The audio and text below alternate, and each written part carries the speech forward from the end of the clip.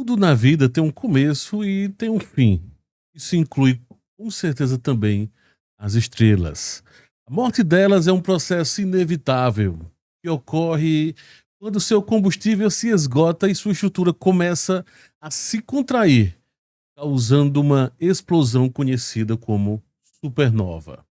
O fato é que, imagina só então numa noite qualquer, meio que do nada, acontece uma explosão no céu e você consegue enxergar algo inimaginável, do tipo 6 vezes mais brilhante do que aquela estrela que brilha sempre ao amanhecer, que hoje sabemos se tratar não de uma estrela e de um e sim de um planeta, que é Vênus. Tão brilhante ou até mais brilhante naquele dia do que a própria Lua, que era minguante. Isso aconteceu no ano de 1054. O que é que o que é essa explosão? Por que ficou tão conhecida? Por que é tão famosa? É isso que nós vamos ver a partir de agora. Pra quem não me conhece, me chamo Pablo Ricardo e vamos falar sobre exatamente esse evento histórico e espetacular chamado supernova. E essa especificamente é chamada de supernova 1054.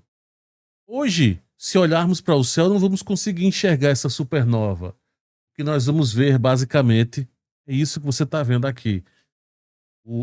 A chamada nebulosa de Caranguejo. No seu centro, hoje funciona um pulsar.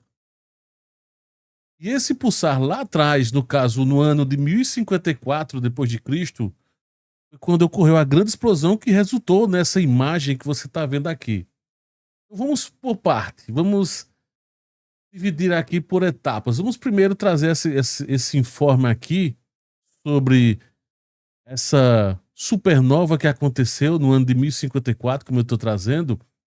O fato curioso é que ela foi documentada por chineses, japoneses, inclusive árabes, e há quem diga que também, como está trazendo nessa imagem, bem no recantinho aqui, mexicanos e até no Brasil, indígenas, né? Tem informes, por exemplo, na cidade da Paraíba do Congo, na cidade da Paraíba também de Taperoá. Então, se é nessas duas cidades, são chamados índios Cariri e fizeram conseguiram registrar. E por que que é tão famoso? Por que que é tão importante? Né? É porque essa explosão, essa supernova, hoje sabemos que é uma supernova, ela passou praticamente 2 anos no céu. Então imagina só, índios, né, que se baseavam olhando para o céu, um belo dia numa lua minguante, como essa que está mostrando aí, e de repente aparece um brilho que ofusca, chega a ofuscar o próprio brilho da lua, como você está vendo aí na imagem. Chega a ofuscar, chega a ser 6 vezes mais brilhante do que a estrela mais brilhante que existia na época, que não era, que no caso, como eu falei, era Vênus, ao amanhecer, magnitude -1, imagina só magnitude -6, muito intensa, muito brilhante. Tão brilhante que chegou ao ponto de, durante pelo menos cerca de 3 semanas, ser visto esse brilho até durante o dia. Tá? E esses informes foram ditos exatamente por chineses, por japoneses. Tem até imagem aqui, ó. Isso aqui é uma representação, uma pintura rupestre mexicana. Mostrar aqui, nebulosa, mostrar uma outra imagem aqui. Essa é a nebulosa em formatos diferentes, mas o que eu quero mostrar é exatamente isso. Então tem uma tabuinha, tá vendo? E nesse trecho que está em destaque é o trecho exatamente em que os chineses retratam, dão esses detalhes que eu comentei aqui. Mais ou menos ela estava nessa posição, dependendo do local, né, de onde estava sendo visto. Provavelmente, no caso, na China, era essa posição, a lua minguante para baixo, tá? Uma lua minguante, deixa eu mostrar aqui, ó. Por essa imagem aqui dá para confirmar como é que a lua estava. Uma lua minguante para baixo ou do lado, dependendo da posição, e essa super estrela brilhosa, né, fazendo assim como está aqui nessa representação. O que mais que nós temos de destaque? E vale salientar, vale deixar claro o seguinte: essa, esse fenômeno, e ele é, primeiro, o fenômeno em si da supernova é um fenômeno extremamente raro, difícil, e mais difícil de ser documentado assim como foi. Só que é aquilo que eu falo, imagina só, ter um brilho por praticamente 2 anos, sendo visto até durante 3 semanas, até durante o dia. Então vai ser natural que a população no mundo inteiro que tinha na época, de alguma forma passou a representar, cada um de sua forma, né? Seja na escrita, seja usando as pinturas rupestres. Uma outra questão interessante a observar é que, Pablo, os árabes não registraram, sim, é citado. Só que os árabes, eles tinham um conceito de analisar o céu um pouco diferente. E o porquê você vai entender. Os árabes, eles tinham o hábito, tá? Que eram muito famosos, sempre foram muito famosos, astrônomos fantásticos. Só que, por exemplo, eles tinham um caso peculiar de que eles gostavam de analisar coisas previsíveis. Então, os astrônomos árabes, eles gostavam de analisar eclipses, tá?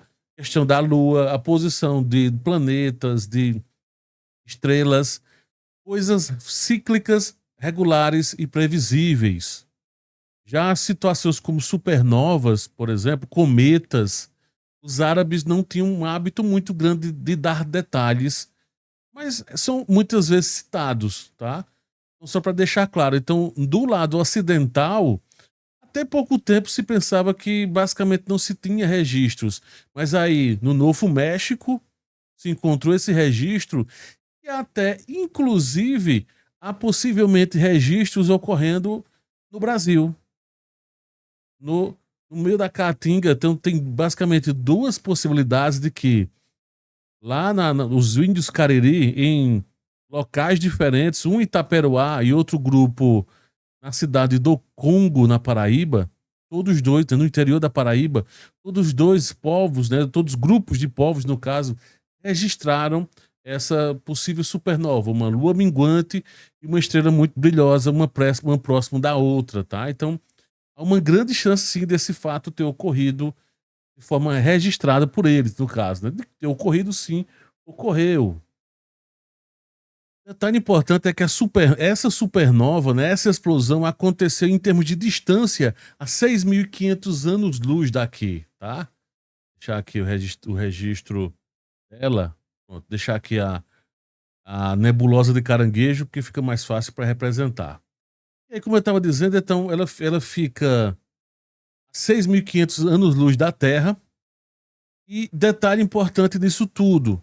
Então, se formos analisar em termos de data, isso aconteceu a explosão no ano 5.446 a.C. A luz viajou, né, durante 6.500 anos. Então, no ano de 1054 depois de Cristo, a explosão finalmente chegou aqui. É aquela história de sempre estarmos olhando o passado. Por mais que a luz seja tão rápida, tão veloz, sempre estaremos olhando o passado. E aí é interessante observar que essa supernova, chamada de SN 1054, é um exemplo perfeito de como o universo nos conecta ao passado, não é? A explosão que vimos em 1054 foi um evento que ocorreu milênios antes, durante a pré-história humana.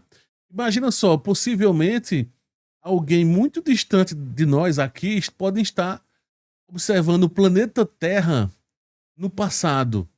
E é possível que, dependendo da distância que, imagina só, um ET qualquer por aí, sei lá, 6.000 anos-luz de distância, a essa distância, 6.500 anos-luz, eles estão tão distantes que eles estão, na realidade, analisando o início da nossa civilização, como nós conhecemos. Então, a pegada de gás carbônico, por exemplo, e outras situações, nessa época era muito baixa. Então, dependendo da tecnologia desse ET, vamos brincar assim, é possível então que ele olhe para a Terra e não veja nem que não tem vida ali. Isso pode acontecer até o inverso. Alguns planetas podem ter vida. Estamos analisando o passado agora. Em vários exoplanetas que analisamos, é possível que talvez eles atualmente tenham vida, mas não saibamos ainda. E aí, você conhecia a SN 1054? Deixa teu comentário, eu quero saber sobre isso. Deixa aqui e vamos lá. Até o próximo vídeo.